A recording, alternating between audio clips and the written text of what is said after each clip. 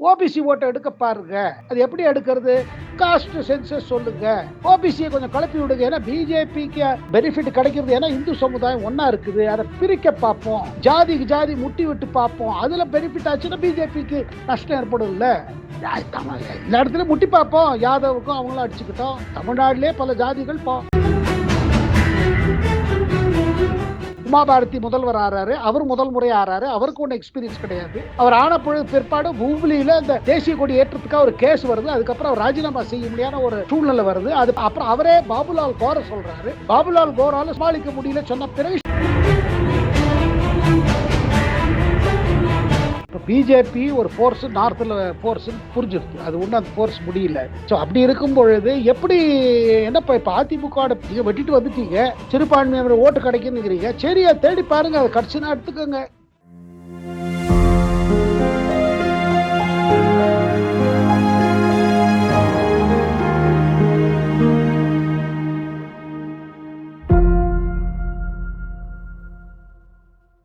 Sir, நீங்க 2 திசை திருப்பு நிகழ்வை சொல்லியிருக்கீங்க. அதே மாதிரி சதியோன்ற சந்தேகமும் ஒரு பலத்த மக்களிடையே எழுந்திருக்கு.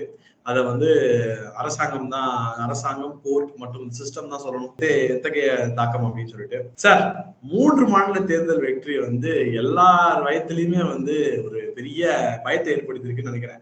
விட்டா 500 லட்சம் போல இந்த ஆளு போக பார்த்தா அந்த அளவுக்கு பயந்துருக்காங்க எதிர்கட்சிகள்லாம். சார், இந்த 3 மாநில தேர்தல்ல காங்கிரஸ் ஓபிசி பாலிடிக்ஸை ரொம்ப ஹார்டா பண்ணாங்க சார். ஆனா மோடி அவர்கள் எலெக்ஷன் ஜெயிச்சதுக்கு பிறகு அதே ஓபிசி பாலிடிக்ஸை நல்லிஃபை பண்ணிட்டாரு அப்படின்னு நம்ம சொல்லலாம். அதாவது சர்ப்ரைஸ் நேம்ஸ், நியூ நேம்ஸ், அது நல்லா பர்ஃபார்ம் பண்ணவங்களுக்கு சீட்டு, மினிஸ்ட்ரி பாத்தீங்கன்னா கூட சின்ன சின்ன பசங்க நிறைய பேர் இன்க்ளூட் பண்ணிருக்காங்க, யங்ஸ்டர்ஸ் இன்க்ளூட் பண்ணிருக்கான்னு சொல்றாங்க. டெபுட்டி சிஎம் ஒரு ஃபார்வர்ட் காஸ்ட் இன்க்ளூட் பண்ணிருக்காங்க. அதாவது சோசியல் இன்ஜினியரிங்க ரொம்ப பர்ஃபெக்டா பண்ணிருக்காங்கன்னு நினைக்கிறாங்க. அதை நீங்க எப்படி பாக்குறீங்க சார்? 2024 தேர்தல் எதை நோக்கி நகர்ந்து கொண்டிருக்கு? அவங்க அந்த மிஷன் 400 சொன்ன மாதிரி செஞ்சிருவாங்கன்னு நினைக்கிறீங்களா? பாருங்க, முதல்ல ஒரு விஷயம் நான் சொல்லிடுறேன். இது பிரதமர் திருப்பி நம்ம எல்லா தலைவர்களுக்கும், தொண்டர்களுக்கும், கேடருக்கும், மெம்பர்ஸ் ஆஃப் பார்லிமெண்ட்டுக்கு, எம்எல்ஏஸ்க்கு திருப்பி சொல்றாங்க. எதுவுமே ஈஸி கிடையாது. ஜெயிச்சிருவேன்னு நினைச்சுக்காதீங்க. 3 இடத்துல ஜெயிச்சிட்டேன்னு நினைச்சுக்காதீங்க. தொடர்ந்து செயல்படுங்க. நம்ம அரசு திட்டங்களை எடுத்து சொல்லுங்க, சாதனைகளை எடுத்து சொல்லுங்க, மக்களிடம் போங்க. இப்ப Bharat Viksit program government of India நடத்துறாங்க. வண்டி எல்லாம் போயிட்டு இருக்கு, எல்லா ஊருக்கும் போகுது, எல்லா கிராமப்புறத்துக்கு போய் சொல்லுது. இதெல்லாம் தான் நம்ம திட்டங்கள். இதுல நீங்க விட்டு போயிட்டீங்களா?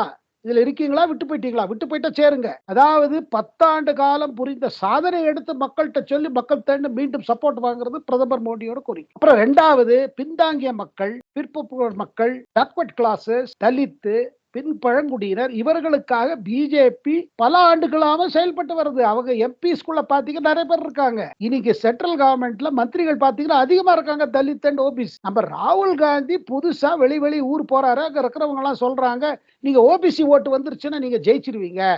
ஓபிசி ஓட்டை எடுக்க பாருங்க. அது எப்படி எடுக்கிறது? காஸ்ட் சென்சஸ் சொல்லுங்க. ஓபிசியை கொஞ்சம் கலப்பி விடுங்க. ஏன்னா பிஜேபிக்கு பெனிஃபிட் கிடைக்கிறது. ஏன்னா இந்து சமுதாயம் ஒன்னா இருக்குது. அதை பிரிக்க பார்ப்போம். ஜாதிக்கு ஜாதி முட்டி விட்டு பார்ப்போம். அதுல பெனிஃபிட் ஆச்சுன்னா பிஜேபிக்கு நஷ்டம் ஏற்படும் இல்ல. எல்லா இடத்துலயும் முட்டி பார்ப்போம். யாதவுக்கும் அவங்களும் அடிச்சுக்கிட்டோம்.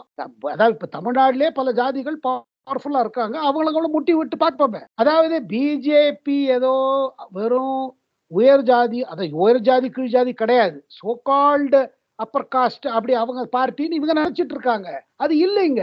அதாவது சோசியல் இன்ஜினியரிங் இல்ல. மண்டல் வந்த பிறகுல இருந்து பாத்தீங்கன்னா பிஜேபி நம்ம ஆர்எஸ்எஸ்லயும் பாத்தீங்கன்னா அவங்க எல்லாரும் ஒன்று. ஆர்எஸ்எஸ் எனக்கு தெரிஞ்சவர்கள் ஆர்எஸ்எஸ்ல ஜாதி பத்தி கேட்கவே மாட்டாங்க. எந்த ஜாதி கேட்க மாட்டாங்க. கேட்டாலும் கோவப்படுவாங்க. என்ன ஜாதி பேசுறீங்க. ஆர்எஸ்எஸ்ல கிடையாது. அவங்க தொடர்ந்து வேலை செய்ய என்ன வேலை செய்யணும், எல்லாரும் இது பாருங்கன்னு. அப்புறம் எந்த இதுனா எல்லாரும் ஒன்னா செய்து நாட்டோட வளர்ச்சிக்கா, நாட்டோட இதுக்காக வேலை செய்யணும். உங்க திறனை வளர்த்துக்கங்க, ஜாதி பத்தி யோசிக்காங்க. அதேதான் பிரதமர் சொல்றாரு. என்ன சொல்றாரு? பின்தாங்கிய மக்களுக்கு செய்யணும். நம்ம ஓபிசிஸ்க்கா நம்ம நிறைய பண்ணணும். ஏன்னா அவங்க ரொம்ப பின்தாங்கி இருக்காங்க. தலித்துக்காக செய்யணும், பழங்குடியினர் செய்யணும். ஆனா ஜாதி வச்சு அரசியல் செய்யாதீங்க. மக்களை பிரிக்காதீங்க. அவர் சொல்றது 4 ஜாதி தாங்கிறாரு. எல்லாத்தோட பெரிய ஜாதி ஏழ்மைங்கிறாரு. நம்ம ராகுல் காந்திக்கு யாரோ பாருங்க, வெளியில இருந்து ஐடியாஸ் இருக்கு. வெளியில பாருங்க, நம்ம இந்தியன்ஸ், நம்ம இந்தியாவை சேர்ந்தவங்க வெளியில இருக்காங்க, ஃபாரின்ல இருக்காங்க, ஃபாரினர்ஸ் சில பேர் இந்தியாவை ஸ்டடி பண்ணி இந்தியாவோட எக்ஸ்பர்ட் மாதிரி நினைச்சுக்கிறாங்க. நடுவில் ஹிந்து போல பத்திரிகையில ஆர்டிகல்ஸும் எழுதுவாங்க. அதை படிச்சுட்டு நம்ம இன்டெலெக்சுவல் ஓஹோ இப்படி சொல்லிட்டாங்களா அப்படி சொல்லிட்டாங்களா இதாயிடுவாங்க. ஆனா பிரதமர் மோடி பிராக்டிக்கலுங்க. ஆர்டிகல் எழுதி என்ன பிரயோஜனங்க? உங்களுக்கு 60 வருஷம் உங்கள்ட்ட இருந்து ஆட்சி என்னதை கீச்சிங்க? உங்களுக்கு ஓபிசி ஓட்டு அப்பவே போயிடுச்சு. எப்ப நீங்க மண்டல் மூலமா இவங்கெல்லாம் வந்துட்டாங்க. யாரு? முலாயம் சிங் யாதவ், லாலு யாதவ், நம்ம நிதிஷ்குமார், ஜாதி அடிப்படை கட்சிகள் அதெல்லாம் குறிப்பிட்ட ஒரு பெரிய ஜாதி கையில வச்சுக்கிறது, நம்ம மைனாரிட்டிஸ் கையில வச்சுக்கிறது, இதான் காம்பினேஷன். முஸ்லிம் யாதவ் காம்பினேஷன், சமாஜ்வாதி பார்ட்டி, ஜாதி இதுல அடிப்படை கட்சிகள். அவங்களுக்கு ராகுல் காந்தி இதை ஆரம்பிச்சது பிடிக்கல. ஓபிசி சொன்னா அவங்க என்ன நினைக்கிறாங்க? ராகுல் காந்தி நம்ம பேஸுக்கு அடி வைப்பர் போல இருக்கு. இதானே நம்ம பேஸ். மைனாரிட்டிஸ், சிறுபான்மையர், முஸ்லிம்ஸ், இஸ்லாமியர்ஸ் இவங்க போட்டு பிளஸ் ஒரு பெரிய ஜாதி நம்ம கூட சேர்த்துட்டா நம்ம இப்படித்தானே ஜெயிச்சுட்டு இருக்கோம். இதுல இவர ஓபிசி கார்டுங்கிறாரு, ஜாதி கணக்கீடுங்கிறாரு. இதை ராகுல் காந்தி சொல்ல டிஎம்கே சொல்லிட்டா இருக்காங்க. இன்னும் தமிழ்நாட்டுல நீங்க ஃபர்தரா என்ன செய்ய போறீங்க? 100% பண்ணுங்க. ஊழலை குறைப்பி நிறுத்துவீங்களா? 100% பண்ணிடுங்க ரிசர்வேஷன். அது பண்ணுவீங்களா? அது பண்ண பிறகு ஊழலை போட்டு நிப்பாட்ட போறீங்க.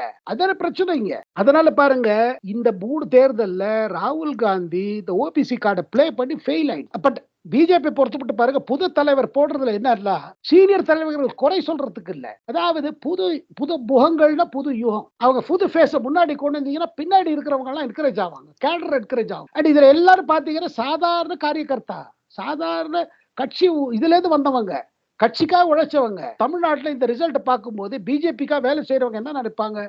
பாருங்க, கட்சிக்கா வேலை செய்யற ஒருத்தர் மேல வர்றாரு, ஒரு பர்டிகுலர் குடும்பத்தை சார்ந்து இருக்காரு, இல்ல அந்த குடும்பத்தோட தொடர்பு இருக்கு, இல்ல அந்த குடும்பத்துக்கு மாலை வெட்ட முடியும், அதனால மேல வந்த மாதிரி இல்ல. இது ஒரு பெரிய மாற்றம். அதாவது இந்த 3 தேர்தல் என்ன கேட்டீங்கன்னா நம்ம அரசியல் வரலாறுல பெரிய சேஞ்சுங்க. புதுதா. அப்புறம் பிரதமர் என்ன சொல்றாரு? நான் குஜராத் போகும்போது எனக்கு என்ன, நான் எம்எல்ஏவா? பார்ட்டியோட வேலை செஞ்சிருக்கேன். அப்புறம் நம்ம சிவராஜ் சிங் சௌஹான் டெல்லியில இருந்து அனுப்பப்பட்டாரு. முதல்ல மத்திய பிரதேஷ்ல 2003 பிஜேபி ஜெயித்த பிறகு உமா பாரதி முதல்வர் ஆறாரு. அவர் முதல் முறை ஆறாரு. அவருக்கு ஒன்றும் எக்ஸ்பீரியன்ஸ் கிடையாது. அவர் ஆன பிற்பாடு பூப்ளியில இந்த தேசிய கொடி ஏற்றத்துக்காக ஒரு கேஸ் வருது. அதுக்கப்புறம் அவர் ராஜினாமா செய்ய முடியாத ஒரு சூழ்நிலை வருது. அது அப்புறம் அவரே பாபுலால் கோர சொல்றாரு. பாபுலால் கோரால சமாளிக்க முடியல சொன்ன பிறகு நம்ம சிவராஜ் சௌஹான் அனுப்பப்படுறாரு. அனுப்பப்பட்ட பிறகு அவர் அங்க கமாண்ட் இது பண்றாரு, எடுத்துக்கிறாரு. 18-19 ஆண்டு காலம் பாத்தீங்கன்னா பல சாதனைகள் புரிகிறாரு, திட்டங்களை இது பண்றாரு.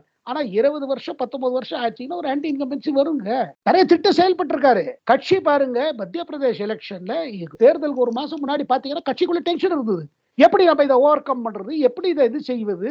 அப்புறம் பிரதமர் கலந்து பயங்கரமா கேம்பெயின் நடக்குது. அதுல இந்த ஆன்டி இன்கம்பன்சி ஒரு விதமாக இது ஆகப்படுறது தனியர். ஆனா பிரச்சனை என்னன்னா, நீங்க திருப்பி அவரே முதல்வர் ஆக்கினா திருப்பி இது ஃபேக்டர் திருப்பி கிளம்பும். லோக்சபா தேர்தல் பிஜேபி பொறுத்து மட்டும் மத்திய பிரதேசத்துல 29 லோக்சபா தொகுதி இருக்கு. அதுல இப்ப அவங்கள்ட்ட 28 இருக்குது. இப்ப சின்வாடா விட்டுட்டீங்கன்னா, சின்வாடா கமல்நாத்தோட ஒரு பையன் இருக்காரு நகுல்நாத், 29ல இருந்து 29 நம்ம ஜெயிக்கணும்னு ஒரு இது வச்சிருக்காரு டார்கெட். அதே மாதிரிதான் ராஜஸ்தான் 25 இருக்குது. இப்போ அந்த 25 வேணுங்க. சத்தீஸ்கட்ல 11 இருக்குது. 11ல 9 இருக்குது பிஜேபி. அதனால சிவராஜ் சிங் சௌஹான் கூட நெருங்கிய இருக்கிற ஒரு அமைச்சர் தான் மோகன் யாதவ்னு பேரு, அமைச்சரா இருந்திருக்காரு. யங், அவரு 50-57 வயசு தான். நல்ல எனர்ஜி இருக்குது, வேலை செய்யத்தார். ஒரு ஜெனரேஷன் சேஞ்ச் எப்ப கொண்டு வரதார் பிரதமர் என்ன நினைக்கிறது பாருங்க. நீங்க தள்ளி போட்டுட்டே இருந்தீங்க வச்சுக்க, மாற்றம் பண்ணவே மாட்டீங்க. எது உங்க பர்சனல் ஹேபிட்ஸ் மாத்தனா கூட உடனடியே செய்யணும், அப்பதான் ஆகும். நீ செய்யலாம், நாளைக்கு செய்யலாம், ஒரு வருஷம் ஆயிடா, பண்ணவே மாட்டீங்க. அதனால பிரதமர் சொல்வது என்ன என்றால், எந்த மாற்றம் உடனடியா செய், நாளைக்கு செய்வது இன்று செய். அந்த இதுல பாத்தீங்கன்னா அவர் கிளியரா சொல்லிட்டாரு, மாத்தியானும். அதே மாதிரிதான் ராஜஸ்தான்ல வசுந்தராக்கு சொல்லிட்டாங்க, அம்மா பாருங்க நீங்க நிறைய பண்ணிருக்கீங்க, 2 டேர்ம் இருந்துட்டீங்க. ஆனா இப்ப ராஜஸ்தான்ல நம்ம இருக்கிற பிரச்சனைக்கு ஒரு புதுமுகத்தை நீங்களே சொல்லுங்க. இந்த பஜன்லால் சர்மா யார் போட்டிருக்காங்களோ அவர் இவங்க அம்மா, ஏன்னா அம்மா பரத்பூர் இருக்குதானே மகாராணி, பரத்பூரோட ராயல் ஃபேமிலி, அங்க பரத்பூரை சார்ந்தவர். அம்மாக்கு நல்லா தெரியும். அப்புறம் இன்னொரு விஷயம், இதுல எப்படி பிராமணரை போட்டாரு பஜன்லால் சர்மா பிராமணர். இங்க ஒரு கரெக்ஷன் சொல்ல விரும்புறேன். என்னன்னா, ராஜஸ்தான்ல அது ஒரு ஃபியூடல் மாநிலம். அந்த மாநிலத்துல பாருங்க 3 பவர்ஃபுல் கம்யூனிட்டிஸ் இருக்கு. அவங்க ஒருத்தர ஒத்துக்க மாட்டாங்க. அவங்கள முதல்வரா போட்டிக்கணும். யாரு? ஜாட் சமுதாயம் இருக்குது, மீனான ஒரு சமுதாயம் இருக்குது, அது தவிர டாக்கூர்ஸ், அதாவது ராஜ்புட்ஸ் ஒரு சமுதாயம். இவங்க யாராவது போட்டீங்கன்னா அந்த கட்சிக்குள்ளேயும் சரி கட்சி வெளியிலும் சரி பேலன்ஸ் ஆகும். இதை தவிர்த்து கூஜர் இருக்காங்க, தலித் இருக்காங்க. அதாவது அங்க என்னன்னா, இந்த 3 சமயத்துக்குள்ள யாரையும் நீங்க போடுறது பிரச்சனை வரும். வசுந்தரா ராஜே மேனேஜ் பண்ணாங்க, அவங்க லேடின்னு மேனேஜ் பண்ண. அதனால நீங்க பாத்தீங்கன்னா ராஜஸ்தான் வரலாறுல, அதாவது நம்ம சுதந்திரத்துக்குல இருந்து பாத்தீங்கன்னா இதுவரையில இருந்த எத்தனை சீஃப் மினிஸ்டர், 7 சீஃப் மினிஸ்டர் அங்க பிராமணர். அவர்கள் பிராமணர்கள் என்று போடவில்லை, இல்ல பிராமண சமுதாயத்தை அங்க சந்தோஷப்படுத்துறதுக்காக போடவில்லை, காஸ்ட் பேலன்சிங்கா போட்டிருக்காங்க. பிராமணர் சிஎம் பண்ணீங்கன்னா அவங்க பிரச்சனை, ஏன்னா அது ஜீரோ நியூட்ரல் காஸ்ட்ங்க, அது ஒண்ணும் யாரும் ஒரி பண்ண மாட்டாங்க. அதாவது அது எல்லாருக்கும் சரி, ஜாட்டுக்கு சரி, மீனாஸுக்கு சரி, டாக்கு சரி, பரவாயில்ல அப்படின்றாங்க. வேற யாரா போட்டீங்கன்னா அவங்களுக்கு உடனே இல்லையா ரொம்ப பெருசு நம்ம தான் வரும், அந்த மாதிரி ஒரு பேலன்சிங்ல அங்க ஆயிருக்கு. ஆனா அவரும் கட்சிக்கா வேலை செஞ்சவாரு. ஜெய்ப்பூர் தொகுதி இருக்குது, செங்கனே அங்க ஜெயிச்சாரு. அவர் கட்சிக்கா வேலை செஞ்சவர், இது ஆர்கனைசேஷன்ல இருந்தவர். ஒரு சாய்ஸ். அதே மாதிரி நீங்க சத்தீஸ்கர் பாருங்க, விஷ்ணுதேவ் சாய்ங்கிறது சத்தீஸ்கரோட முதல் ட்ரைபல் சீஃப் மினிஸ்டர், முதல் பழங்குடி முதல்வர். அப்ப நீங்க கேட்பீங்க அஜித் ஜோகி இருந்தாரு, அவரும் ட்ரைபல் இல்லையா? அங்க ஒரு கரெக்ஷனுங்க, அஜித் ஜோகி தன் சத்தனாமின்னு சொல்லிட்டு இருந்தாரு. நினைச்சா சத்தனாமி ட்ரைபும் பாரு, நினைச்சா ஆதிவாசி பாரு. இந்த மேட்டர் ஒரு ஜுடிஷியல் கமிஷனுக்கு போச்சு, கமிட்டி. அவங்க சொல்லிட்டாங்க அஜித் ஜோகிட்ட இருந்த சர்டிபிகேட் எல்லாம் போலி சர்டிபிகேட், அவர் பழங்குடியினர் இல்லன்னு சொன்னாங்க. அதனால்தான் நான் விஷ்ணுதேவ் சாய் இப்போ பிரதமர் தேர்ந்தெடுத்திருக்காரு சத்தீஸ்கருக்கு. அவர் முதல் சத்தீஸ்கரின் முதல் பழங்குடியினரின் முதல்வர். எல்லா சாய்ஸுக்கு பாத்தீங்கன்னா சேஞ்ச் தேவை, அந்த சேஞ்சை போஸ்ட்போன் பண்ண முடியாது. ஆனா இது சரியில்லை, இதை கேட்டா அவர் துக்கமாயிட்டார், இவர் துக்கமாயிட்டாரு. இப்ப என்னன்னா சிவராஜ் சிங் சௌஹான் மத்தவங்க அழறாங்க. அவங்க உண்மையை அழறது என்னன்னா இவரை போட்டா திருப்பி நமக்கு சௌரியமா இருக்குமே, அது இல்லாம போயிடுச்சுன்னு தான் வருத்தம். சார், எபிசோட் தமிழ்நாடுக்கு வந்துருவோம். இந்த 3 மாநில தேர்தலுக்கு அப்புறம் 2 விஷயம் இங்க தமிழகத்துல பேசப்படுது. ஒண்ணு பாமக கூட்டணி சீல்டு அப்படின்னு சொல்றாங்க. இன்னொன்னு எடப்பாடி மீண்டும் தூது விட்டதாகவும், டெல்லி நோ சொன்னதாகவும், அண்ணாமலை என்ன சொல்றாரோ அதுதான்றதாகவும் ஒரு 2 நியூஸ். இது எப்படி பாக்குறீங்க? எடப்பாடி தூது விட்டதை பத்தி என்ன நினைக்கிறீங்க? இதெல்லாம் இதெல்லாம் கிளம்புறது பாத்தீங்கன்னா பிஜேபியை ரைட் ஆஃப் பண்ணாங்க முதல்ல. இப்ப பிஜேபி ஒரு ஃபோர்ஸ், நார்த்ல ஃபோர்ஸ் புரிஞ்சிருது, அது ஒண்ணு அந்த ஃபோர்ஸ் முடியல. அப்படி இருக்கும்போது எப்படி என்னப்பா இப்ப அதிமுக நீங்க வெட்டிட்டு வந்துட்டீங்க, சிறுபான்மையினர் ஓட்டு கிடைக்குன்னு, சரி தேடி பாருங்க, அது கட்சினா எடுத்துக்கோங்க. இது எவ்வளவு தூரம் உண்மை நமக்கு தெரியாது, தூது விட்டாங்களா இல்லையா தெரியாது. ஏன்னா பாருங்க, அரசியல்ல சேர்றது பிரியறது சகஜம்தான். ஆனா இப்ப இருக்கிற நம்ம அண்ணாமலை தலைமையில பிஜேபியோட ஒரு பர்டிகுலர் ஒரு இது இருக்கு பாருங்க, பயணம். இந்த பயணத்தை எது தடுக்காதுங்க. எனக்கு என்னவோ தேர்தல் முன்னாடி இந்த மாதிரி ஏதாவது ஒண்ணு வரக்கூடிய இது இருக்குமான்னு எனக்கு புரியல. அதாவது இதெல்லாம் இப்ப பிஎம்கேவோட சீல் ஆயிடுச்சு, அவங்களோட ஆயிடுச்சு, இதெல்லாம் வரும். ஏன்னா நார்த்ல இந்த டெவலப்மெண்ட் இருக்கு பாருங்க, இந்த 3 நம்ம முன்னையே பேசிட்டு 3 மாநில தேர்தல்கள் ஒரு டைரக்ஷனை காமிக்கும். அந்த டைரக்ஷன் காமிக்கிறதுனால டெஃபினட்டா பாருங்க, எப்போதுமே இல்லடா இந்த கட்சிகள் என்ன செய்ய போறாங்க, இவங்க தனியா நின்று எவ்வளவு சீட்டு ஜெயிப்பாங்க, ஜெயிச்ச பிறகு என்ன செய்ய போறாங்க. அதனால என்ன கேட்டீங்கன்னா இது எல்லாமே நடக்குமா நடக்காதா சொல்றதை விட போப்போ பாருங்க என்ன நடக்கிறது, இதுக்கு மேலே நடக்கும். சார், உங்க நேரத்துக்கு ரொம்ப நன்றி. அனைத்து விஷயங்களை பத்தி பேசியிருக்கோம். முக்கியமா பார்லிமெண்ட் விஷயம் பத்தி பேசியிருக்கோம். 3 மாநில தேர்தல் முடிவுக்கு அப்புறம் ஒரு சந்திப்பு நடத்திருக்கோம். உங்க நேரத்துக்கும் உங்கள் கருத்துக்கும் ரொம்ப நன்றி சார். தேங்க்யூ. வணக்கம்.